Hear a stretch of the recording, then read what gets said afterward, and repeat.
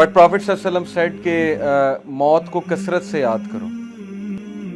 उसकी वजह यह है कि इंसान जब मौत को भूल जाता है, जो कि एक बहुत बड़ी हकीकत है, एक अटल हकीकत है, सब मानते हैं, इवन कोई एथियस्ट भी हो वो भी ये मानता है कि वी हैव टू डाई।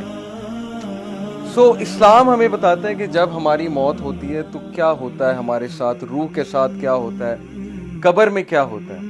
तो कब्र के हवाले से इंशाल्लाह एक हदीस मैं आप सबसे शेयर करता हूँ। प्रॉफिट सल्लल्लाहु अलैहि वसल्लम सेड, बहुत लंबी हदीस है लेकिन मैं आपको वो बताऊंगा जो बेसिकली क्रक्स है उस हदीस का।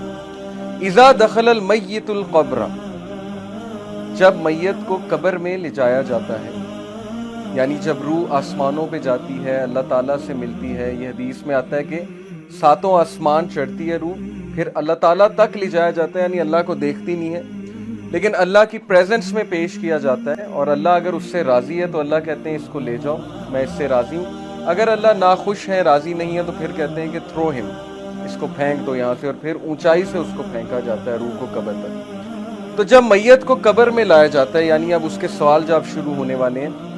मुस्सिलत शम्सु इंदा गुरूबिहा, तो कब्र में उसको मैयत को सूरज गुरूब होता दिखाया जाता है।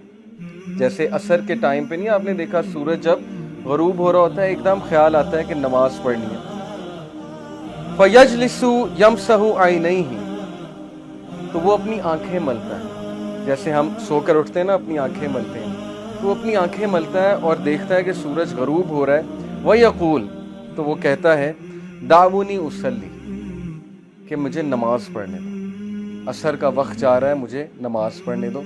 तो फरिश्ते मुस्कुरा कर कहते हैं कि वो टाइम ख़त्म हो चुका है, नमाज का टाइम अब ख़त्म है, अब नमाज नहीं पढ़नी, अब हिसाब किताब होगा। तो स्कॉलर्स ये हदीस कोट करके ये कहते हैं कि देखें, दिस शोज़ कि उस बंदे की प्रेफरेंस क्या थी, उसकी फ़िक्र क्या थी जब वो दुनिया में था।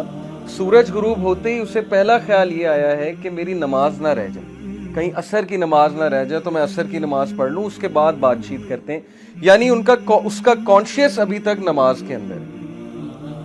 और ये चीज़ बहुत से मेडिकल डॉक्टर्स बताते हैं। मैं एक लेक्चर सुन रहा था एक स्कॉलर का, उन्होंने बड़ी ज़बरदस्त बात की। उन्होंने कहा कि मैंने बहुत से डॉक्टर्स को लेक्चर्स दिए हैं, डॉक्टर्स मेरी महफिल में आते हैं, तो डॉक्टर्स ने मुझे खुद बताया है कि जो लास्ट कॉन्शियसनेस में बंदे की चीज़ होती है ना, जो उसने सबसे ज़्यादा दुनिया में की होती है, डेथ के टाइम पे वही चीज़ निकलती है। और वल्लाही उसने खुद बताया, डॉक्टर्स ने खुद बताया कि कुछ जो मरीज़ होते हैं वो गाने गा रहे होते हैं, यानी at the time of death गानों के लिरिक्स निकल रहे होते हैं। तो ये मेडिकल साइंस भी यही बताती है कि हमारे न्यूरॉन्स के कनेक्शंस स्ट्रॉन्ग जब बन जाए ना किसी चीज़ के हवाले से, ज़ाहिर है एक बंदा एक ख़ास महफिल में बैठ रहा है, उसमें एक ख़ास तरह की बातें सुन रहा है या कर रहा है, तो उसके न्यूरॉन्स के कनेक्शन उन बातों के मुताबिक बन जाएंगे और फिर उसके कॉन्शियसनेस में वही चीज़ होगी।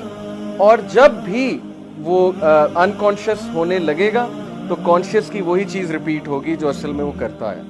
ये तो पक्की बात है। तो ये वो शख्स है जिसने नमाज को बहुत फौकियत दी दुनिया की ज़िंदगी में, और उसकी फ़िक्र ही ये थी कि मेरी नमाज ना निकल जाए, नमाज ना निकल जाए।